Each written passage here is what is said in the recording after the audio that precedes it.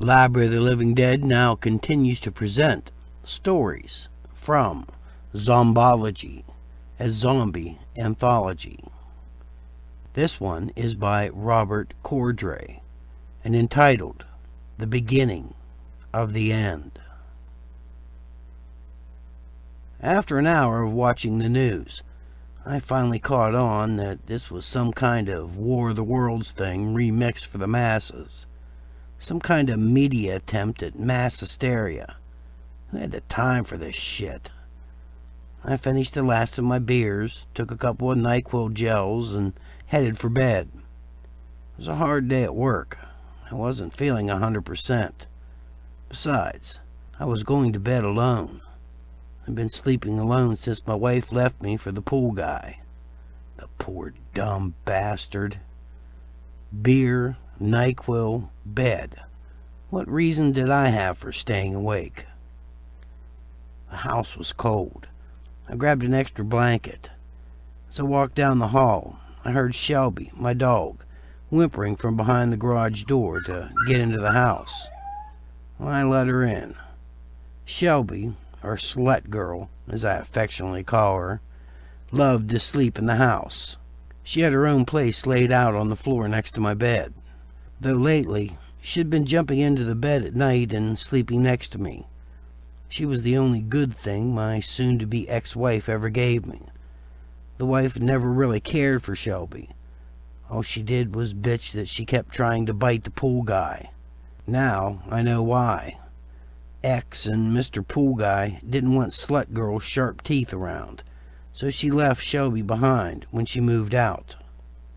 As I lay in bed awake, waiting for my little nightcap to work its magic, my mind wandered to the melodramatic news reenactment. It seemed odd that the local news media would get so involved in a dramatic creation. But it was sweeps week, and those whores will do anything for ratings. I fell asleep with riots, civil unrest, looting, and some god-awful acting looping around in my head.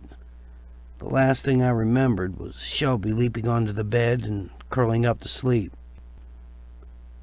I woke the next morning to the sound of sirens, a bad headache, and a less-than-sunshine attitude.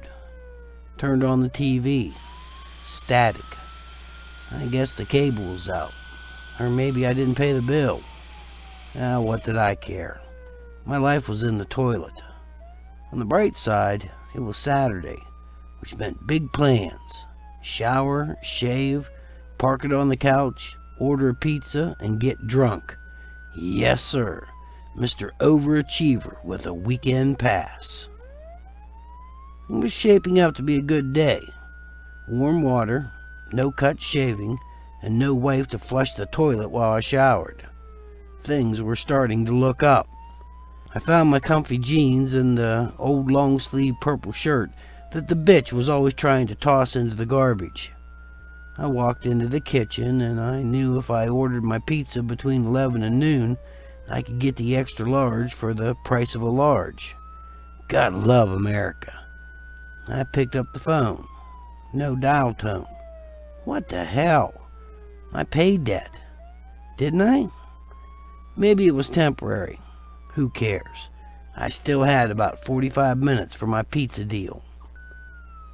As I opened the back door to let Slut Girl out to do her business, I heard more sirens. It was odd.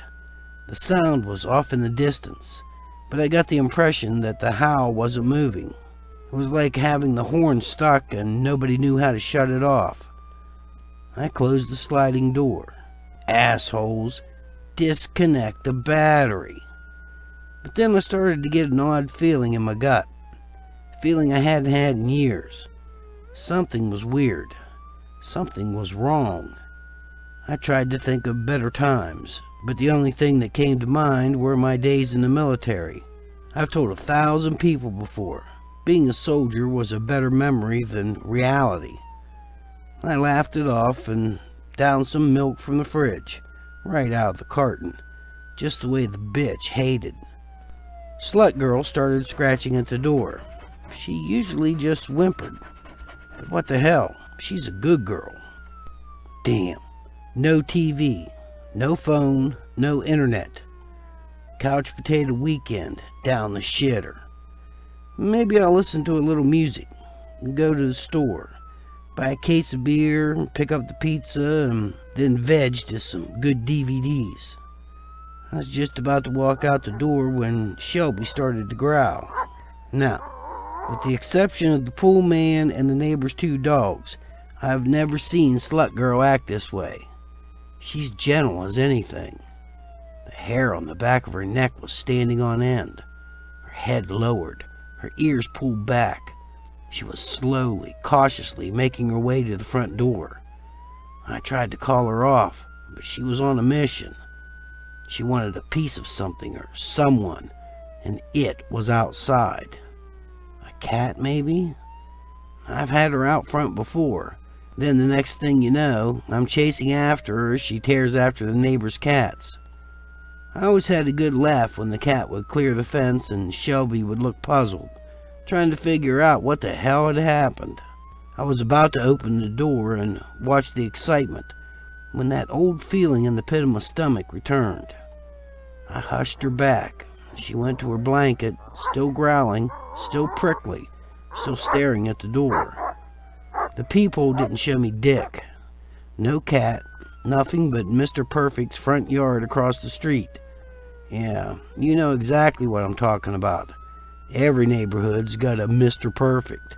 Car always washed, lawn mowed, shrubs clipped. Prick. Anyway, that's all I could see. No cat, no nothing. If I was going to go to the store, it was now or never. Shoes, keys, coat. I was heading out the door when Slut Girl, still on full alert, bolted right past me and across the yard. Damn it! I turned around and tore through the house, looking for her leash. Where the hell did that bitch put it? No luck, though. I did find the fucking remote control under the bed, next to my rifle. I took a second look at the rifle. My friends called it a girl's gun. I'd bought the rifle when I was on a trip to Utah. I was there for a medical expo and wanted to go out for a drink and some female companionship. The joke was on me.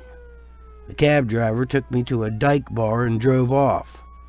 I thought about leaving, but what the hell? Sure, I went inside. I was going to have my drink and go back to the hotel. After all, I needed to use the phone to call for another ride, and I was curious about what went on in a dyke bar anyway. Needless to say, I went back to the hotel alone. About halfway there, the cabbie blurted out, "You like guns?" We talked for a bit, haggled, and settled on a price. $400 for the gun, 250 rounds of ammunition, and a couple of 25-round magazines. I was sure I was buying a stolen gun, even though the cabbie told me it was his and he needed the money for his mother's operation. Bullshit, right? Whatever. So it was a scam. I've always wanted a .22 rifle, and this being a Ruger 22 made it all the better. Ruger was damn fine. I went to the range a few times and enjoyed shooting, but the bitch said that it was a waste of time and money. So, to keep the peace, I stored the thing under my bed until now. I grabbed the rifle, the mags, and my bag of ammo. Shelby was long gone by now. I'd just have to wait till she came home. I walked into the living room with my rediscovered toys, placed a towel on the coffee table, and started fiddling with my shit. Without thinking, I hit the power button to the TV, and lo and behold, I had a picture and sound. Damn, the same rerun from last night. I surfed a few more channels and it was more of the same. Then it hit me like a ton of bricks. Can I really be that stupid? This wasn't some poorly acted melodrama. Something bad was happening in the world. The television report was being done in front of what looked like a riot. People with bats, clubs, and guns. Buildings and cars were on fire. People were fighting everywhere. It was chaos. I couldn't understand a word the reporter was saying. Suddenly, 4 kids that looked like high schoolers pounced on the reporter. The cameraman must have been attacked too, because the camera bounced on the ground, but I could still see and hear the action. The kids were biting the woman, tearing strips of flesh from her arms and face. Blood was everywhere. The reporter screamed in agony. The transmission cut, and an emergency broadcast system message flashed across the screen. No sound. I was sick. I went to the coat closet and dug around until I found my portable radio. Nothing but static. I scanned through the channels over and over. Nothing. Then it hit me. In the background of the news report, I'd seen the store, a familiar one. It was only a mile from my house. Everything started coming together. The stuck siren, the television on the blink, Slut Girl's bizarre behavior, the phone's not working. I didn't need a ton of bricks. Jesus, how could I be such an idiot asshole? Now this was crazy. Galt was a sleeping barnyard community. Sure, it had grown over the last 15 years, but shit like this doesn't happen in small towns. This shit's for the big cities. I thought about Slut Girl being outside. I thought I should go get her, but then I came to my senses. She can run like a deer, and what would these crazy people want with a dog anyway? I started mentally sorting things out. I locked the windows and doors, and I closed the blinds. I shut off all the lights. I checked the volume on the television. I didn't want it blasting when programming resumed. Damn. The only thing on the screen was the emergency broadcast system banner. I froze in my tracks and stared at the TV for what seemed like an hour. If this rioting, or whatever it is happening in Galt, then why are all the broadcasters off the air? I knew my cable was working because I was getting the EBS signal. But what the hell? Then the TV screeched. I jumped. An announcement had to be coming. I stood rooted to the spot, waiting for something, anything. The long pause of silence was broken by an announcement that the Office of Homeland Security was declaring a state of emergency. Civil unrest had broken out across the whole fucking country. Really? I thought. The whole fucking country? The announcement continued. 27 states have declared martial law. States scrolled across the bottom of the screen. Alabama, Arizona, California, Delaware, District of Columbia. The list scrolled on and on. The Office of Homeland Security advises all citizens to stay off the streets and stay tuned to this and other EBS networks for further information. A sudden screech again, and then nothing but the EBS banner. Martial law? Shit. My hands tightened on my rifle. Why didn't they say more? I was nauseous. This must be some kind of dream or nightmare. Shit like this only happens in movies. Is the U.S. going crazy? Americans don't do this. Shit like this just doesn't happen. I wanted more information. I sat there trying to reason through what little I knew. Then I looked down at the rifle. A .22. Damn. Why couldn't it have been something more powerful? Well, if anyone thinks they're going to break into my house, I had some bad news for them. The bitch already took everything of value, but what I have left is mine, and I'm keeping it. I started loading the magazines.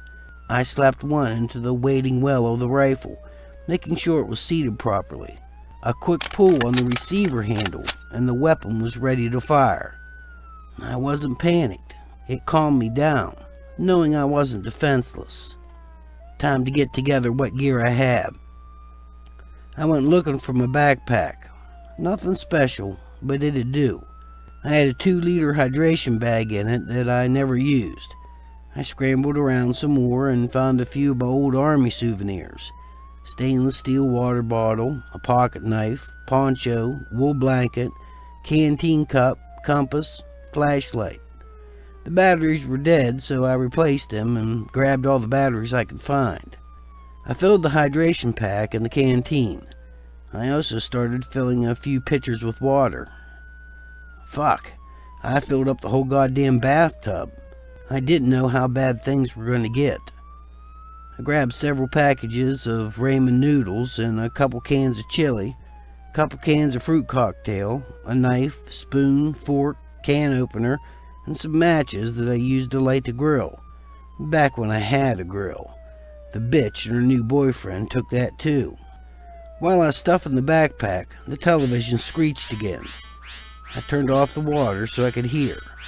After a few seconds, a picture appeared. There was a man standing behind a podium. Behind him were the words Center for Disease Control. He began to speak in a low and calm voice, saying, "The Centers for Disease Control has determined the cause for the sudden violent outbreak sweeping the United States and other countries." Did I hear him right? Other countries? He went on. "According to all medical criteria, the assailants are dead, and they are attacking the living. Fuck! The condition is transmitted by bodily fluids. This is a biohazard and should be taken seriously. It is being taken seriously," he stammered noticeably. Is he fucking kidding me? I didn't hear about half of what he was saying. I couldn't believe it. Couldn't comprehend it. "Avoid direct contact. Do not attempt to reason with or confront these creatures." He said they crave human flesh, and that the people that they kill somehow reanimate and kill others. He also went on to say that the reanimation process took from a few minutes to several hours or days. "The president has imposed a national curfew, sundown to sunrise, as part of his declaration of national disaster. All civilians are ordered to stay at home and keep off the streets. Looters and violators will be arrested and prosecuted to the fullest extent of the law." As quickly as the announcement began, it ended with that god-awful pulsing screech. So, that was it. The end of days, and I'm home alone. Just my dumb luck. Well, time to get on with things. My dog was outside, and I wanted her back. I peered through the blinds. There wasn't a person in sight. I grabbed 2 spare mags and a handful of ammo from my pocket. For good measure, I put another brick of ammo in the backpack. I checked the peephole. Nothing. I opened the door. The smell of smoke washed over me, thick and acrid. Everywhere I looked, I saw columns of black smoke. I lived at the end of a court, so there was only one way for me to go and look for my baby. On foot. Fuck the car. Fuck wasting the gas. And fuck drawing attention to myself. Now, I was no rookie. After 5 years in the infantry, I knew how to walk down an urban street. I stayed close to the houses. I moved slowly, silently. Every time I came close to a window, I peeked in to make sure someone with a shotgun wasn't there to blow my head off. 6 houses and nothing. The 7th was another story. Inside, the lady of the house looked drunk. I had seen her before, but we never formally met. She was attractive, early 40s, and, highlight of my day, she was naked. Something wasn't right though. She was staggering around, bumping into the furniture. I hadn't made a sound, but suddenly she turned and charged the window. I backed off fast. She came crashing through the glass at me. She fell under the bushes and rolled to the lawn. I was about 10 yards away from her when she regained her footing. She was cut to shreds. Dark blood oozed from her wounds, though she didn't bleed freely. And in places, I could see down to the bone. She seemed confused. I was able to backtrack another 5 yards before she focused on me. A savage expression twisted her features. She was a small woman and posed little threat, but but she convulsed with energy, coming at me, gnashing and oozing. She might as well have been twice my size. Still backpedaling, I raised my rifle and popped off 3 quick shots. All 3 rounds hit her in her right thigh, just above the knee. She didn't flinch. I tried to flashback to the CDC news briefing. They crave human flesh. The people that they kill go on to kill others. And this bitch was after me. I fired 3 more rounds into her belly. More black gunk oozed out. Nothing changed. She was still coming for me, and I was still backing up. Son of a bitch. I needed a bigger gun. I pulled the trigger over and over again, blind to what was behind me. One of the bullets pierced her forehead, and she dropped. Oh shit. Oh, thank God. This wasn't a video game. This was as real as it gets. You would have thought I'd have run a marathon the way I was breathing. I was scared and stupid, and now I was out in the shit. I switched out for a full mag, still shaking like a fucking kid. Sure, I spent time in the army. I got my combat infantry badge, but none of that prepared me to shoot my naked neighbor. Fuck. How many times? I took a closer look at her. She sure as fuck was dead. Between the glass and the .22, she was pretty much shredded. And she stank. But at least she was dead. I mean, dead. I noticed a bite mark on her left hand. I heard she was an emergency room nurse at one of the downtown hospitals. She'd probably been bitten while playing Mother Teresa. Sucks to be her. And if I parked my ass here much longer, I was going to be sucked to be me too. I forced myself to focus, concentrated on getting my breathing slowed down, and took stock of my surroundings. Across the street, 2 houses were on fire. It wasn't a full-on blaze, but it would be soon. There was no way I could bet on the fire department. Might as well consider this block a wash. That was it. I couldn't go home. There was no way I could stay here any longer. I couldn't imagine where everyone was. I couldn't even tell if any of my neighbors were home, let alone alive. Surely the rifle fire would have brought a few of them to their windows, but I hadn't seen or heard a thing. I decided on what I called the FIND plan. Find slut girl, find help, find a safe place to hide, and find a bigger gun. Wasn't much of a plan, but it had to do. At this point, I had no idea where Slut Girl was, but I did think I had a solution to the find a safe place to hide part of my plan. With all these fires, maybe the firehouse would be empty. Nice brick building. It had to have a backup generator, an emergency radio, and plenty of food. Suddenly, Slut Girl rounded the end of the street. She was sprinting for home. I called out to her just as 3 people turned the same corner. There was no way those things could catch her, but they heard me and immediately fixed on me. I dropped to my knees, aimed center mass, and fired 2 rounds. Fuck me. I didn't know what good a .22 was going to do me at this distance, but I did all I could. I know I hit one of them, but he didn't miss a step. I aimed higher up and popped off a couple more shots. The first one hit him in the chin. The second round punched through his left eye, and he dropped, tripping up the female. But the other one, looked like an older male, just kept coming.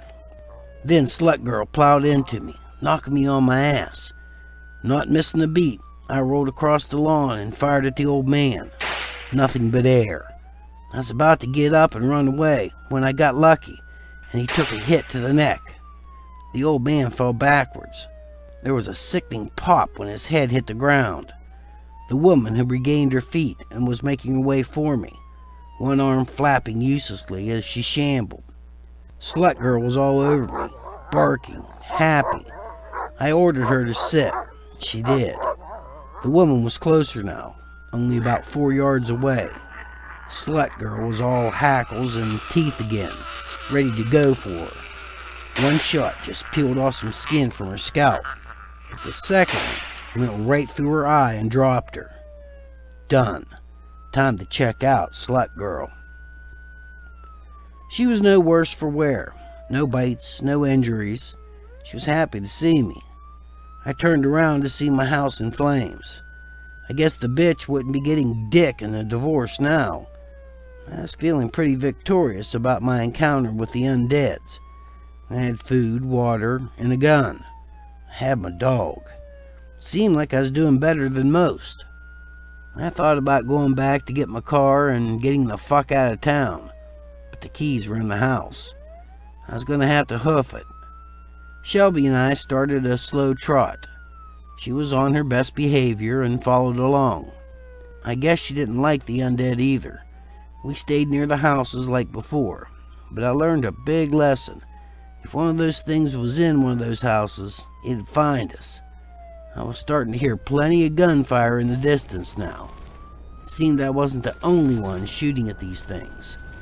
I just needed to make sure I didn't get shot in the process by some trigger-happy asshole. The fire station was a couple miles away, an easy jog, but I was getting tired. The adrenaline rush was over and all I wanted was a safe place to rest. I don't know if it was my gunfire or if those fuckers could smell me, but with only about 6 blocks left to go, 15 or more of them were coming straight for me. For a second, I thought I could shoot my way through.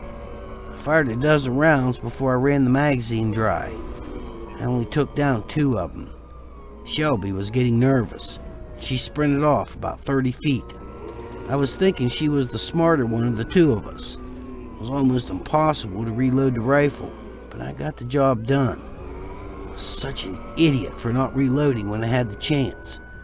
I turned and ran to the closest house with Shelby beside me.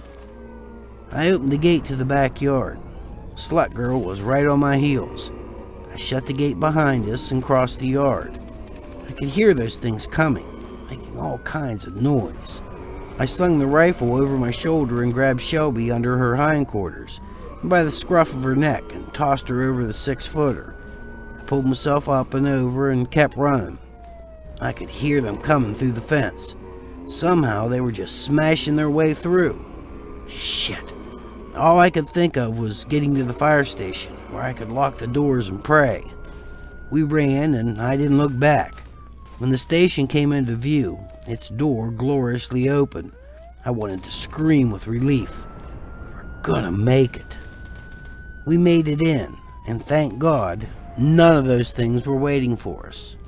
I found the switch to close the door. It looked pretty old. I mean, it was made of wood and didn't seem to be reinforced. I thought about how those things had punched through the fence and started to wonder just how long the doors would be able to keep them at bay. I looked around. The only vehicle left was an ambulance. I found a corner, put my back against it, and started reloading my empty magazines. I tried to make my way to the dorm or kitchen, but the place was locked tight. Outside, a crowd started to form. Looked to be 20 or 30 of them, and there had to be more on the way. They started scratching at the door. Then they started pounding. I had one hope. I picked up Slut Girl and we got into the ambulance. After what seemed like a lifetime, I found the battery switch. I waited a few seconds for the glow plugs to do their thing, then fired up the motor. Those wooden doors would be my saving grace now. I backed the ambulance up as far as I could, put the shifter into drive, told Slut Girl to hang on, and I floored the pedal. The 6.8 liter hopped and sputtered as I accelerated, smashing through the doors and countless undeads. Through the clamor and the bouncing and crashing, I could hear bones crushing. Hell, I could practically feel it. We cleared the crowd. There was no way they could keep up. I tried turning on the radios as I drove, but it was all too confusing. I came to an intersection and looked back in the mirror. Fire, dead things, more undead things. At least I had a full tank. I started to roll forward and slammed on my brakes. There she was, the bitch, my wife. She was running from two of the creatures, and one of them was the pool guy. I paused. I thought for a second. I rolled down the window, reached for my rifle, took steady aim, and fired. I hit her in the lower leg just as her eyes locked with mine. She screamed in agony and fell hard on the asphalt. Her two pursuers pounced on her body. One hand gripped at her bleeding leg. The other she held out in front of her, as if she could ward off Pool Guy and his undead buddy. It was useless. They leapt on top of her and tore and bit at her. She screamed for me. Not that I give two shits. I smiled and pushed the accelerator. Even the apocalypse had a silver lining.